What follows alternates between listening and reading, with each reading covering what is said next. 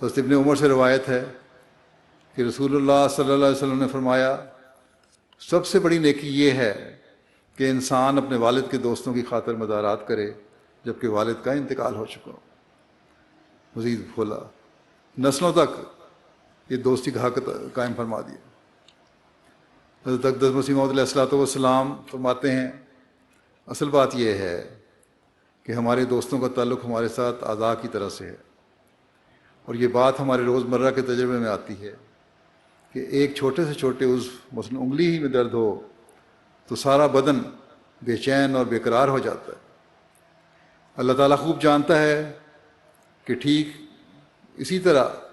ہر وقت اور ہر آن میں ہمیشہ اسی خیال اور فکر میں رہتا ہوں کہ میرے دوست ہر قسم کی آرام و آسائش سے رہیں۔ یہ ہمدردی اور یہ غمخواری کسی تکلف اور بناوٹ کی روح سے نہیں، بلکہ جس طرح والدہ اپنے بچوں میں سے ہر واحد کے آرام و آسائش کی فکر میں مستقل رہتی ہے،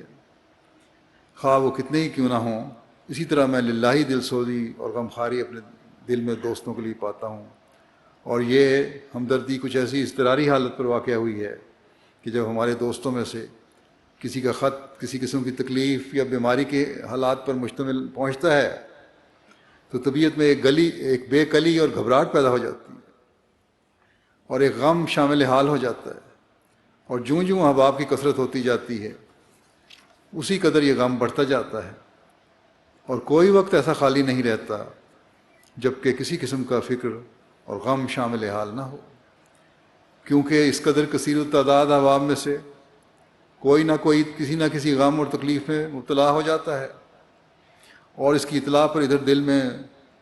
قلق اور بے چینی پیدا ہو جاتی ہے۔ میں نہیں بتلا سکتا کہ کس قدر اوقات غموں میں گزرتے ہیں، چونکہ اللہ تعالیٰ کے سوا اور کوئی ہستی ایسی نہیں جو ایسے ہموم اور افکار سے نجات دے۔